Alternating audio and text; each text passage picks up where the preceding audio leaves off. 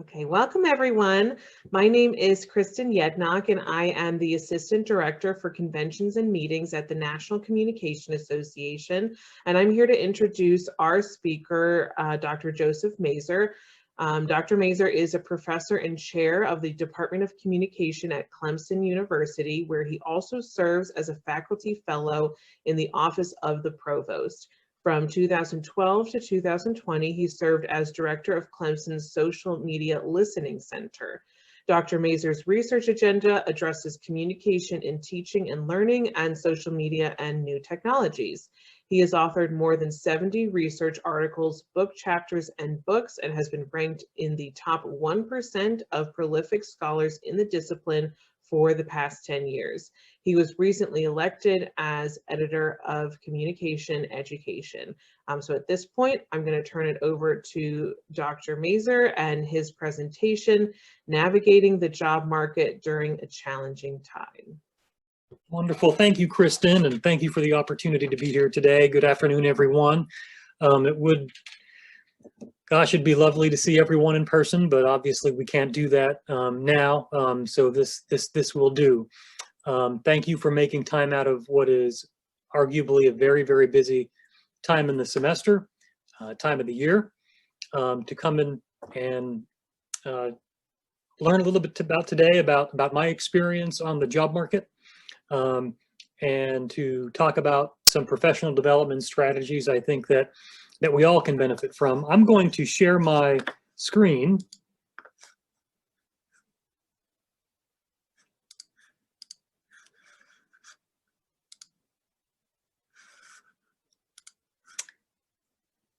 Kristen, can you see the screen? Yes. Wonderful. I think we're good. Wonderful. I was asked to speak for about 15 minutes and then leave thanks Emily, and then leave about the remaining 15 minutes for questions. So if I happen to finish a little bit under 15 minutes, we'll have more time to talk and do this. So as Kristen said, I'm a professor and chair of the Department of Communication here at Clemson. This is my 11th academic year. I arrived at Clemson in fall of 2010, and I went on the job market in fall of 2009 as I was finishing my PhD at Ohio University in Athens, Ohio, and the country was just starting to emerge from the Great Recession. I think our discipline was really hit pretty hard in 2008, 2009. There were very few jobs on the market that year, and I was fortunate to come out just as things, I think, were starting to open back up again and positions were starting to be posted. So I'll talk a little bit about that experience and kind of how I managed that. I also want to say too that I come at this presentation from my experience, my 11 years here at Clemson. We are a Research One institution and the land grant institution for the state of South Carolina, about 25,000 students. And over the course of my 11 years here at Clemson, I've run many, many, many tenure track faculty searches, hired many faculty, negotiated those offers, in addition to hiring many, many non-tenure line faculty. So I come to you today with that experience, and I use that experience to kind of drive my suggestions for the job market, what you can be doing to prepare for it, but also what that campus interview might look like from the research talk or the teaching demonstration perspective. So we'll hit on those things, and then after those 15 minutes are up, we'll have time to talk through. So I want to begin with 3 really broad tips for people who are preparing to move out onto the job market. And I recognize if you're heading out on the job market this year, things are going to be particularly tight in terms of the number of jobs that are out there. But I'm going to share some tips as to how we can kind of manage through that together. The first, whenever you're considering applying for any position in our discipline, you really have to have at the front of your mind the type of institution that you're applying to.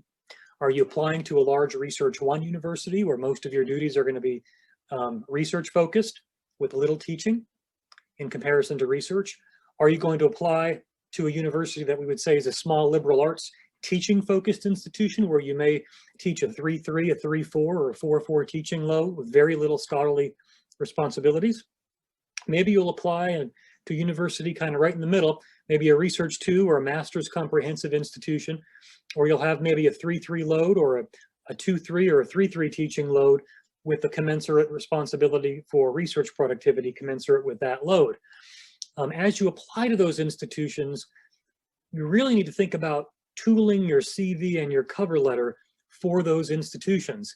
If you're applying to a small liberal arts school where you have a lot of responsibility for teaching and engagement with students inside and outside of the classroom, your cover letter needs to speak very, very clearly, very early on about your teaching experiences. On your CV, your teaching experiences need to be way at the top of that CV, and research should be secondary. And as you might imagine, if you're applying to a Research 1 institution, those are going to be flipped. You're going to lead with that research agenda in your cover letter and have all of your research experiences as high in the CV as they could possibly go. Because as soon as someone starts to page and thumb through that CV, you want to catch them right at the very beginning with those research interests as they move through. The second piece of information is about the research talk or the scholarship talk that you give when you are on campus for a campus interview. The best advice that I ever got from the faculty in my PhD program when I was preparing to interview was to design your research talk from an hourglass approach, starting out very broad, getting specific, and then coming out broad again. And I'll talk a little bit about what I mean about that in a moment. If you are participating in a campus interview at an institution that places more of an emphasis or slightly more of an emphasis on research than teaching, your main opportunity to be in front of the faculty, the graduate students, the staff in that department is going to be through your research talk that's often delivered in an open forum format. And you may not, on your agenda for your campus visit, have an opportunity to talk about your teaching, to give a teaching demonstration. Some institutions do not include that. My advice to my graduate students here at Clemson is if you're in that type of a situation where you don't have an opportunity to showcase your teaching experiences and duties in your campus interview, one thing to consider is tacking it on very briefly at the tail end of your research talk where you're giving a nod to those important things, because the reality is regardless of the institution that you're hired, even if it's a very research intensive institution, you're going to have to teach. And as a department chair, we would never hire anyone here at Clemson that's a poor teacher. So you're going to want to give at least a brief nod to that, maybe at the tail end of your research talk, if your agenda does not allow you to make a formal presentation on your teaching to the faculty, staff, and students in that department. I think that's important to remember. And number three, on that teaching talk and demonstration, if you have not had the opportunity to do a campus interview yet, if you're just coming out of a PhD program and you're asked to do a teaching demonstration during an on-campus interview, it could be kind of strange because you're a visitor to the campus. You're the outsider that's coming into the classroom where the classroom dynamic and rapport is already built between the students and the professor of record for that class. And it can be a little bit strange. So knowing that going in will be particularly helpful because I was not prepared for that. It was a shock to me. I wasn't expecting kind of the odd feelings that I felt not having known the students in the class and the dynamic of the class and just having kind of your basic interview jitters that you would have for any type of interview. Two pieces of advice as you prepare for a teaching demonstration. And the first is really think about ways in that demonstration where you can deeply engage students. That can be through an exercise, some type of discussion that you lead. And number two is you need to move beyond lecturing. Standing in front of that class for the demonstration and just clicking through a PowerPoint. Now, the people that interview you, the institution may prefer that and they may ask you to do that and you would follow their directions. But if they leave that open to you to decide how you approach that teaching demonstration, really think about ways you can deeply engage students beyond just standing up there and talking through some PowerPoint slides. Because at the end of the day, you'll be giving likely a research talk, and you'll have an opportunity to present through that format with PowerPoint slides and lecture and give a presentation in that format. So here at Clemson, we like to see faculty and teaching demonstrations, faculty candidates really mix it up and maybe run an activity, debrief that activity with students, link that back to the content, really be able to show their range as a teacher. I think that's important as you go through. Back to that hourglass approach to the research talk or the scholarship talk, moving from a broad to a specific and back to a broad perspective. I think I always encourage folks to begin any type of research talk when you're on the job market from a very broad perspective, references to your researcher positionality, your focus areas in the discipline, and then move specifically to share the results of a study that you're proud of. In many cases, that's going to be your dissertation, and sharing with the faculty and the committee where you're at in that process. And then pulling out more broadly at the end and talking about where you'd like to go with your future research. What are some of the broad themes you hope to address in your research that will carry you through to tenure? In the slides that follow here, I'm going to actually show you some of the slides that I used when I was on the job market 12 years ago. And if you'd like those slides, I'm happy to share them with you. You can just shoot me an email and I'll share this whole PowerPoint deck with you if you'd like. So identity as a scholar, starting out very, very broad there as the arrow shows us at the top of that hourglass, right? This was one of the first slides I showed in my research talk. This is from one of the handbooks of organizational communication, where we talk about the different kind of meta-theoretical, methodological areas of our discipline. There are many quadrants. There are maybe more than 4 of this, and I acknowledge that in my talk. But just for parsimony's sake, I divided it into these 4 quadrants based upon the handbook of OrgComm. And I explained how I kind of operate down in the lower right-hand quadrant as a post-positivist. And that's how I approach scholarship. It's how I view the research world. And that's what I bring to the practice of research. From that slide, I went in and I gave a broad overview of my training methodologically as a post-positivist. All the courses I've taken, the research tools that I have in my research toolkit, research design, experimental design, survey design, classes in regression, ANOVA, non-parametric stats, structural equation modeling, and even a couple of courses in qual methods and interviewing. So they knew my range as a researcher. I shared that slide. And then I went into talking about my research agenda very broadly, and you see that little arrow is down just a little bit further in the hourglass because I'm about to get a little bit more specific. And I basically summed up my research program into 3 very broad themes: how communication technologies function in various contexts, how teachers and students effectively communicate in face-to-face and computer-mediated venues, and how we best utilize quantitative methods in communication research. These were the 3 connections that I had in my job talk 12 years ago. Has my research program evolved since then? Of course it has. But this was kind of circa 2009 when I was on the job market. So I'm getting more specific.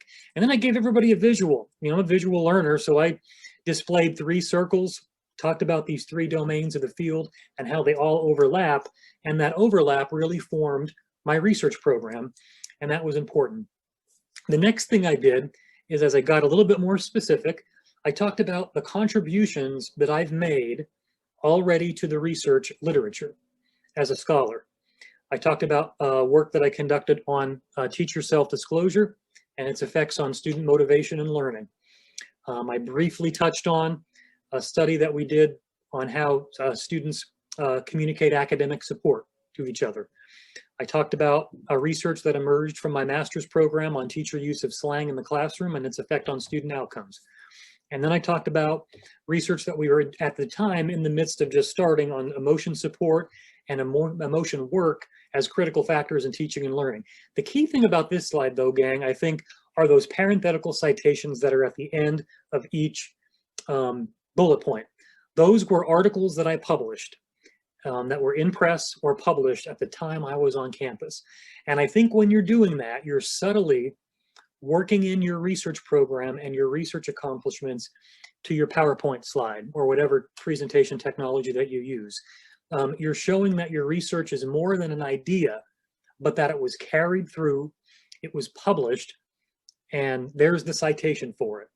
And I actually, when I talked about some of these areas of my research program in my cover letter, I actually put those citations in there as well, so that they would be able to read that kind of at the first pass of applications, and they could see that my research program was indeed developing for a graduate student as I was moving on to apply for tenure line positions. I talked about some book chapters that I had written with faculty as a graduate student. I've contributed to the Communication Research Measures 2, a source book. It's been in the discipline since the mid-90s. Just went into volume 3. I talked about the contributions to that book and the scale profiles that I wrote for that book, and I included a picture of the book on the slide. Again, it makes it more real and tangible for people that are listening to your job talk or your research talk, or actually see those there. So if you've contributed a chapter to an edited book or some type of book publication, get the cover of that book and slap that on the PowerPoint slide. It's certainly more visually appealing, and it shows where you're placing your work. Now, from the broad top of the hourglass, I'm now kind of moving in my job talk to the middle part where it gets very specific. And when I was interviewing here in December of 2009 here at Clemson, I was talking about a research study that we had done at the time on Facebook. It was in press with communication research, and it was about online connection and online self-disclosure attitudes and how they predict users' Facebook communication behavior and lead to relational closeness among local and long-distance friends. What I did is I went very specific in this study, in that job talk. I'm not going to do it here, obviously, for time purposes, but I had my slides and my presentation broken up just as you would present an NCA conference paper. I talked about the theoretical background, which led to our hypothesized model, talked about our sample and methodology, the analysis, the final model, and what the conclusions were. And I went specifically in detail. Each university will give you different time limits for the job talk or for the research talk and for the teaching demo as well. Here at Clemson, we usually give about 45 minutes for the research talk, and we like to leave about 15 to 20 minutes for question and answer from the faculty and from graduate students. So I went very specifically into this research project. And then from there, because I was coming out of my PhD program, I also presented some results of my dissertation, specific, still at the middle of that hourglass. I won't talk about the results of the dis here, but I'll give you some tips. Whenever you're preparing your dissertation as part of a job talk for an interview, approach it from the perspective that you're offering that university a first look at your results. In most cases, you'll be in the midst of analyzing your data when you're on campus for a job interview. Give it an opportunity to kind of present kind of a late-breaking notification of the findings coming out of your dissertation, right? So that the people on campus, they're feeling special because they're the ones who are finding this information out for the first time publicly. I think that's important. So think about it and frame it with excitement that way. Secondly, be really clear on your timeline to completion for the dissertation. If you're not, people on campus will ask to find out. They want to know where you're at to make sure you'll have the degree done by a particular timeline. And what you want to do is also, when you talk about the dissertation, really delve deeply in how you believe that dissertation and its findings are going to stimulate years of research that will carry you through tenure, right? When you're applying for a tenure track job, the department chair, the search committee, the faculty are looking at you from the perspective is, does this person have a research program that's beginning to develop in a way that will carry them at least through the next 6 years and definitely beyond through tenure? So think about it and approach it from that perspective. So we started out broad. We got really specific when I talked about the Facebook study and my dissertation. And now we're pulling out broadly again towards the end of the research talk and talking about future research, okay? This is where I made broad strokes. This is the actual slide from my job talk from '09. I talked about how I saw my research developing to look at how student interest in teaching and learning grows and deteriorates over time and the factors that lead to that. I was very interested in looking at how classroom emotions cluster together. Are there particular types of positive emotions that tend to kind of coalesce around each other? And the same for negative emotions. Very interested at the time, how does Facebook usage and communication through Facebook lead to well-being outcomes? Depression, loneliness, self-esteem, poor mental and physical health, things of that sort. Also family comm patterns and online parental intrusion behaviors, helicopter parenting back in '09 was a buzzword at that time. So that was kind of a part of my research program as well. And lastly, I ended by talking about how I viewed myself contributing to the third volume of Comm Research Measures 3, a source book. The copy of the source book I had a few slides ago, that was published in 2009. And I talked in my job talk in 2009, how I would have liked to, I was hoping to play a more primary role in Communication Research Measures 3, a source book, whenever that project was brought to fruition. And I'm excited to actually say that as of last NCA, this bullet point came true, along with the other bullet points on the slide. But Comm Research Measures 3 came out at last NCA, published by Taylor and Francis. I was honored to be editor of that with Beth Graham. Shameless plug for that text.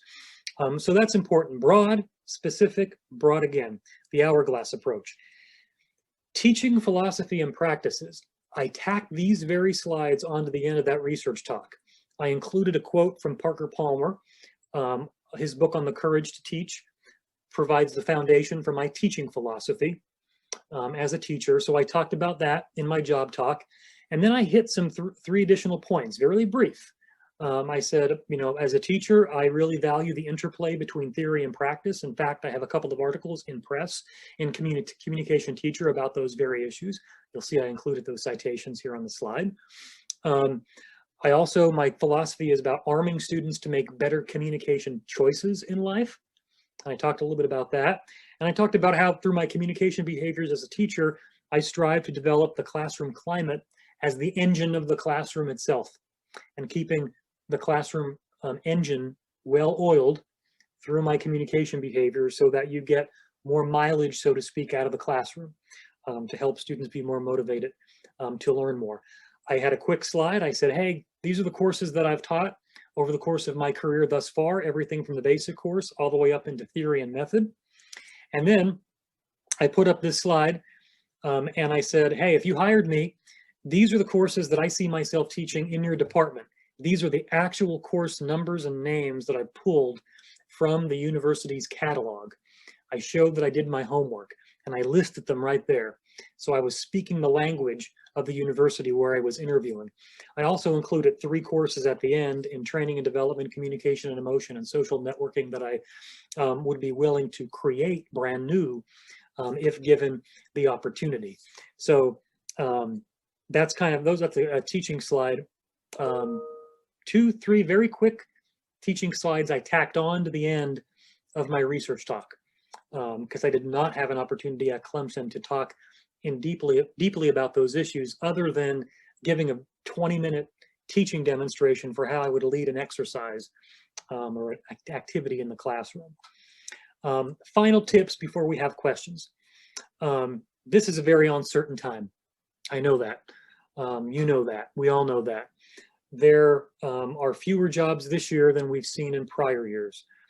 What I'm telling graduate students here at Clemson is focus on what you can control. You can't control the job market. You can't control what universities have jobs that are posted, but you can control you and what you're doing. You can focus on building your research record, right? Collecting data, producing manuscripts, getting those out for review, taking those to, submitting those to conferences, of course, which are virtual, at least for the time being.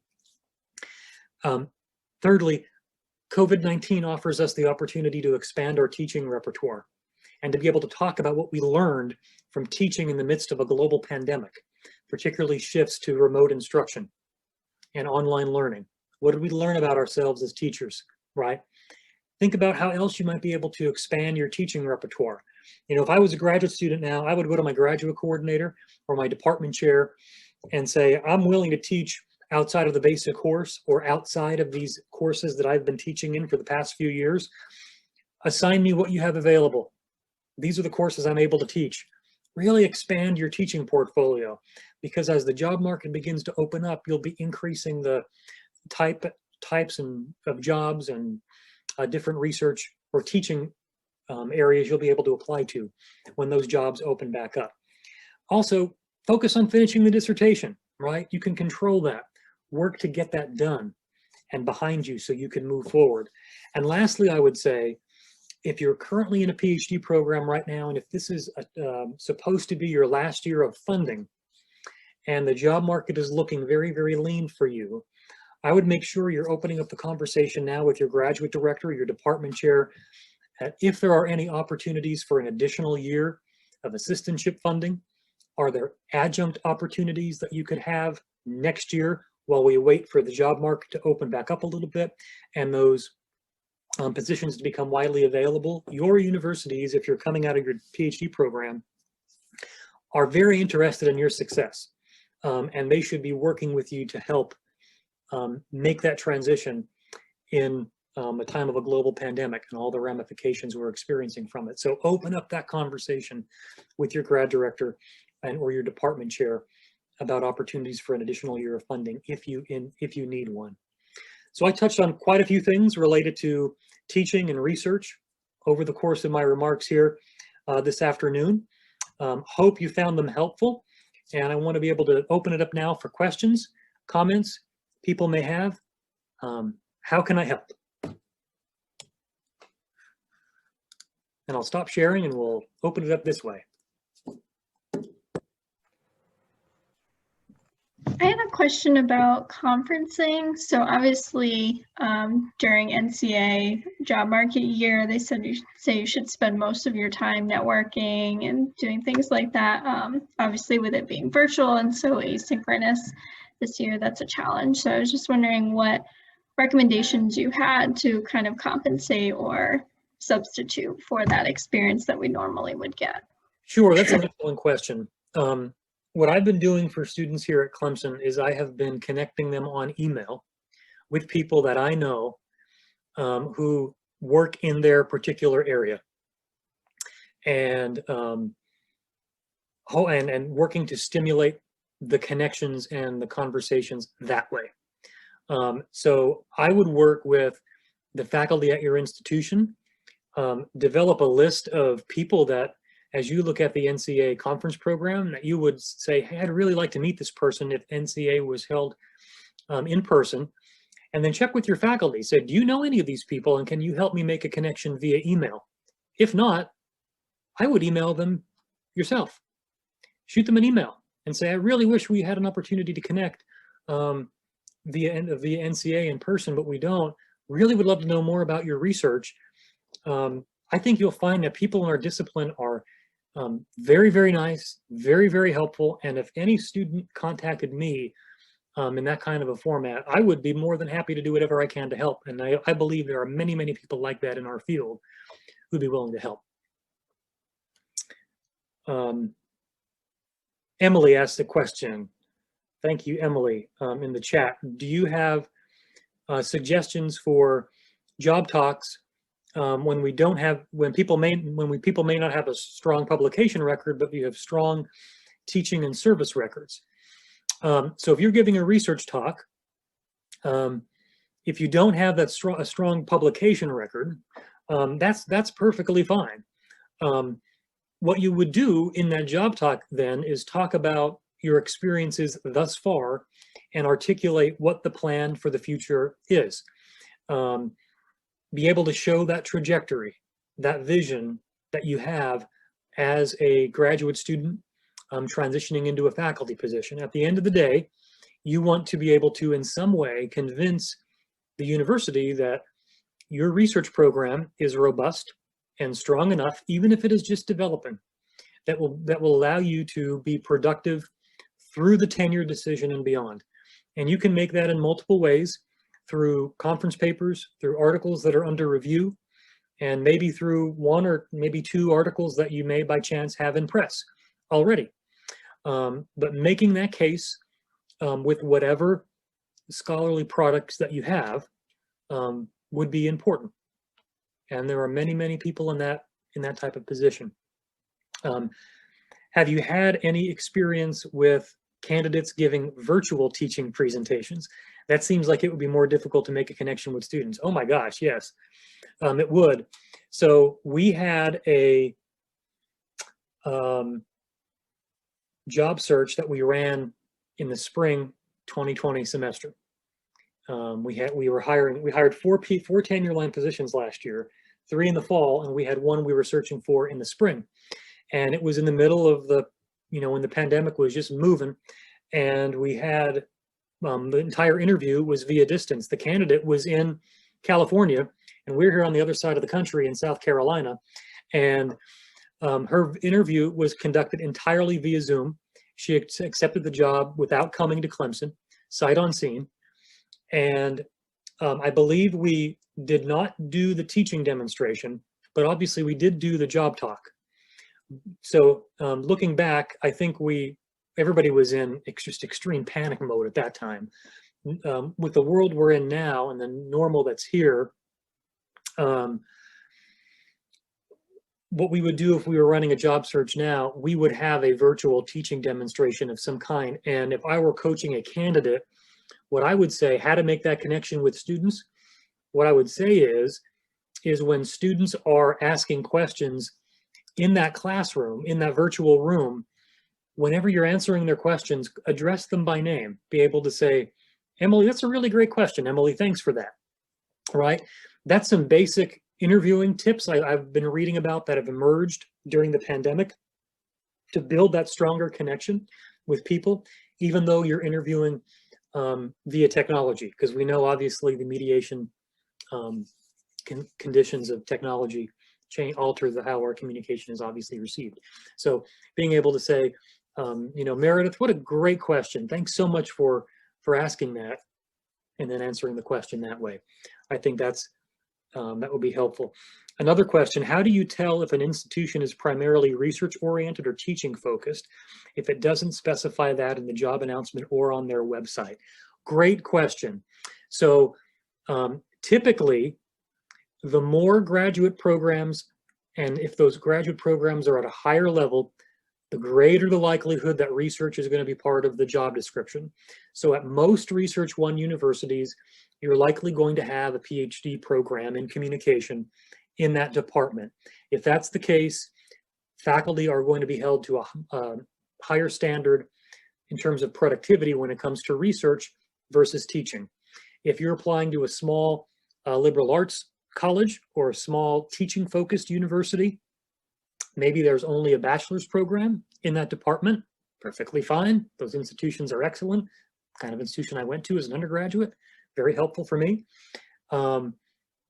Then you're probably going to be having more teaching that you'd be doing. And at when you're on a 4-4 teaching load at a small liberal arts school, you may be expected to produce 1 to 3 articles over the 6 years you're on the tenure track. And maybe some of those could be conference presentations and they don't have to be journal articles. It'll vary by institution, but what I would do before you go to campus for that campus interview, if they don't share them with you, ask to if you could receive and review the tenure and promotion guidelines for that institution ahead of time so you could read them before the visit and come to that campus with questions. I'll tell you, when I was in the job market, I interviewed at a university. I won't tell you which one, but I interviewed at one, and I asked for the teaching, the tenure and promotion guidelines before my visit, and they said, well, we don't share those with folks. Okay, red flags start to go up. Got to campus for the interview, was meeting with the department chair, and I started asking questions about the number of articles that I would need to publish to have a strong tenure case. And the department chair gave me a very vague answer, something to the effect of, well, yeah, it could be 4, could be 6, could be 12 or 15, I don't know. And that was a really wide range, and that made me very uncomfortable. Thankfully, Clemson made the job offer first, and I accepted it and was able to pull out of that institution. but I likely would not have accepted that job because I was just very uneasy. But ask for that clarity, and that clarity, the more clarity you can receive, the better you'll feel as you reduce that uncertainty about the job you're interviewing for. Do you have any advice for gauging department culture when you're doing the whole process online? What a great question. I would be asking, I would have my bank, and when I interviewed, I had my bank of culture questions that I asked. You know, what is it like to work at your university? Can you describe the department's culture? What would students say about the teaching that happens in your department? How would you characterize collegiality in your department? Collaboration, how do you envision, how does the department collaborate among faculty, if they do? And I took I had those same questions, had my bank of questions. And when I was in individual meetings with faculty throughout my interview visit, I was asking those same questions. And I was putting on, you know, my quick and dirty qualitative researcher hat, and I was trying to look for consistent and emergent themes among those questions, and I was looking for consistency. And thankfully, here at Clemson, I found a lot of that consistency. Everybody was saying the same thing. And that turned out to be very, very true. But I know of friends who've interviewed elsewhere where they took that approach and they started getting really, you know, varied answers using that same bank of questions. I think if you take that approach, you get a pretty good idea with the culture of the department as you ask those questions of the different members of the department.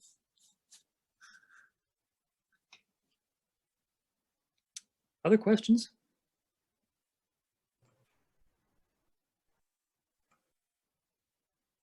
Okay, well, if there are no other questions, I want to thank Dr. Mazur for that presentation. That was great. And, you know, if anything, reach out to convention@natcom.org if you think of anything later, and I can forward those on to him.